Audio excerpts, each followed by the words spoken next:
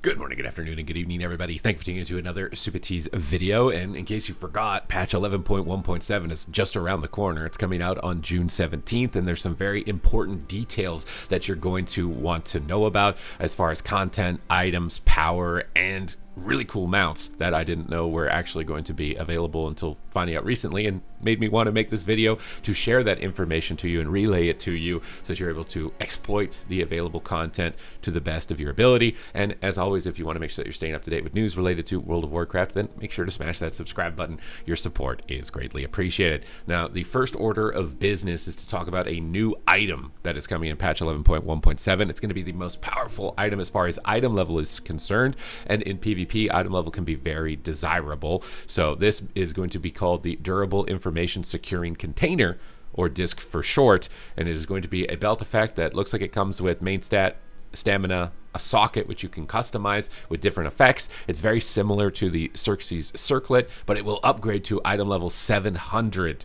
over the period of 5 weeks, and it comes with its own customizable window. They are account-wide sockets that you can unlock to be able to put into this, and I believe that they come from the new Overcharged Delve system.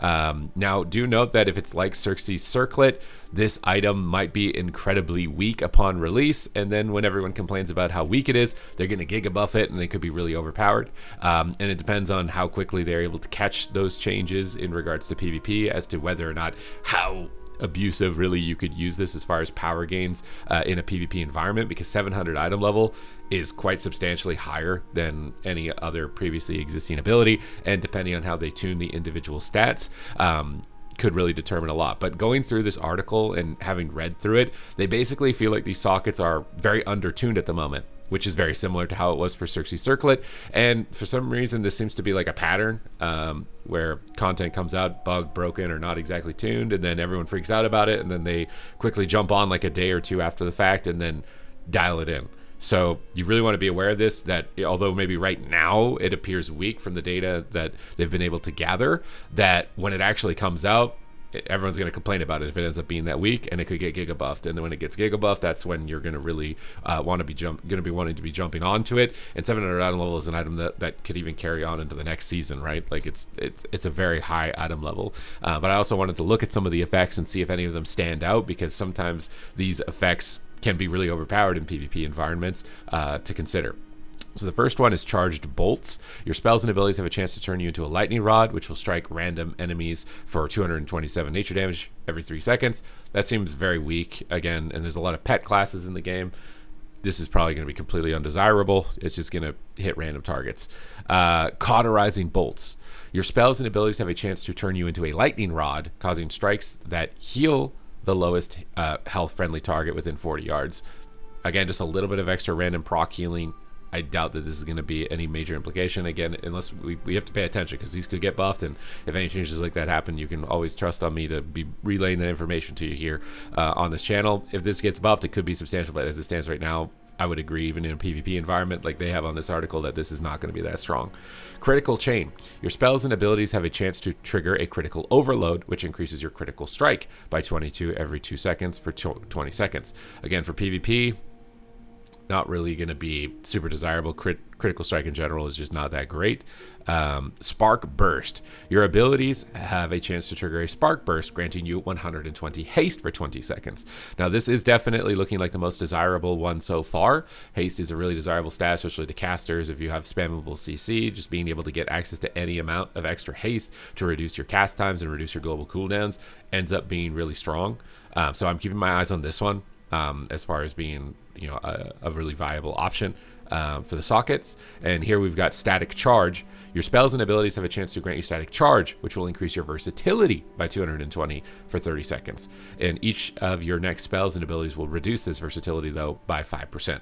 So Static Charge, versatility, and haste, those generally seem really desirable. They just introduced the new corruption on the helmet as well. They did nerf it quite a lot in PvP, but now there's like all these little minor stat stacking effects that you can stack up from the visions and things like that. And I've said to myself, basically, I don't really want to do the visions. If I feel like doing the delves, maybe I'll dive into this. If I don't, I'm not going to until basically the last week of the season. And if I feel like, okay, I'm losing because I didn't get the corruption on my helmet, I'm losing because I didn't get this belt, then I'm going to go out and get them on the character that I really want to push rating with. But as far as trying to get 2400 rating and doing my solo shuffle challenges, which I've been doing live on stream, I don't think I've noticed the corruption, and I kind of feel like I wouldn't notice this unless they giga buff it.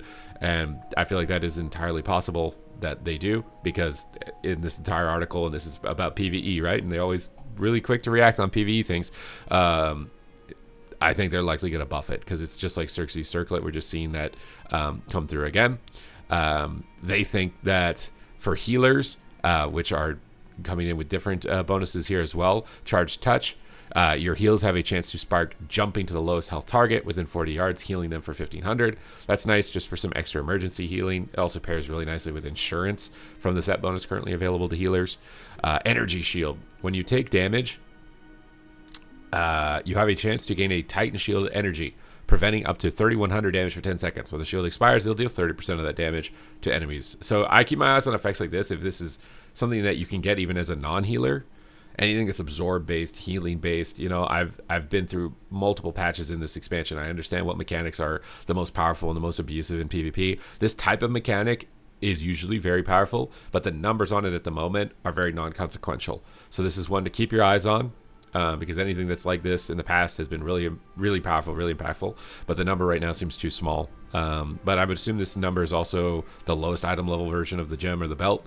So it's not the actual full value. But even at the full value, really, from 684 to 700, maybe it's 10,000 damage absorb, which is still not very impactful. Charged Crystal. Your spells and attacks have a chance to send a charged bolt at the target, which deals 1100 nature damage, split between targets within 8 yards. So again, split damage. It looks like it will hit your target though, so it's a little bit better. But I'm thinking secondary stats or shielding effects are probably going to be more powerful. Electric Current. You gain electric current upon entering combat, which will increase your mastery by 10 every 2 seconds, up to a maximum of 120. And then after 24 seconds, it will cycle back down. So this is basically the mage talent that like cycles your main stat up and cycled it down. It's just going to be mastery. So these are not exactly the most creative effects. They're all just very static, templated overall damage increases. So it's not like you're going to be picking these based on flavor, right? This is just going to be a pure value decision. As it stands right now, you know, in their conclusion, they think that it's really weak right now, but if it gets buffed, much like the Xerxes Circlet, it's still being felt today with how powerful it was. That's likely going to be what happens, right? This belt's going to release with how it currently is tuned, it seems like. Everyone's going to complain that it's super weak, and they're like, oh no, our new belt is too weak, we're going to buff it, and then they buff it, and that's when you got to keep your eyes on it, because that's when it's going to be really good. But I would say, similar to Corruptions, you're probably looking at the ones that give secondary stat value, as opposed to the ones that are providing these extra damage effects just because they're random targets, which again doesn't give you a lot of value, especially in a PvP situation, or shielding effects. Those are generally really good. But that belt, probably the most important component of the patch to pay attention to, because it's in a very volatile position where it could go up a lot, or maybe it stays the same as totally useless, but you really want to be paying attention to it. The next one is mounts that I want to talk about. And you see this guy right here in the middle of my screen? This little pirate dragon. He's apparently a mount. He's coming into time walking. They're introducing Battle for Azeroth time walking into the list along with the other dungeons for time walking, which is going to be a 6-week kind of string of time walking events that we've already seen previously, but with BFA now. And he's going to be a mount that's obtainable. So if you want a giant Twilight pirate dragon, this is like the coolest mount I think I've seen in the game. I can't believe they're actually putting it in the game, but he's actually going to be a mount. They're going to be able to get through that. Although it is important to note that they are significantly reducing or making more difficult. They're reducing XP and making it more difficult time walking dungeons. So right now, if you're used to it as being like the main leveling method and it's like super easy, super fast, I think that they're going to be changing that. So maybe they're done padding the meter on time walking content. They saw like, oh my god, these numbers are really high now. We need to dial those back and get the numbers higher somewhere else. I don't know. They can just already artificially rig the participation of content based on how much XP, gold, or gear it gives and how difficult it is, I guess. But they're going to be making it harder. But it'll be harder, but maybe worth it if you're able to get this guy, man. All the PvPers were jealous of you. Our Gladiator mount's not that great. That guy is sick. Like, this guy is really sick. There's going to be a new campaign with new cosmetics, tons of new cosmetics, all very limited time as well oriented, although this one probably not as much, with the Arathi Highlands campaign. continuing the story. They just released a nice little audiobook as well, with Farron, and going over that character a little bit more in detail, which I think is really important. Like they need to flesh out these characters, give me a reason to care about them and carry forward with them for the rest of the Soul Saga, because if they don't do that, I think the Soul Saga is going to be in a lot of trouble. But it seems like they are trying to build on that.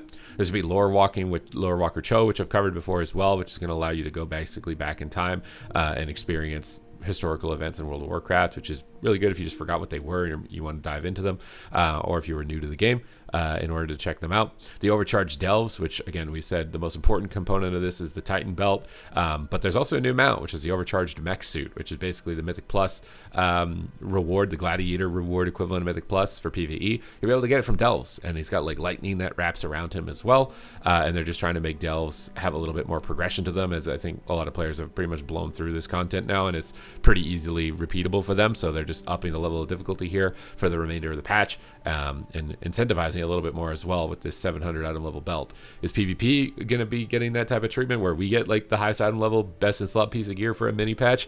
Probably not, considering how upset people got about having to do Plunderstorm. I can only imagine how upset they would get if they had to do a battleground. So fortunately, we're probably not going to get that. But if for Delve players, you guys can be super happy about this. I think this is going to be a really good experience for you if this is the type of content that you want to get into.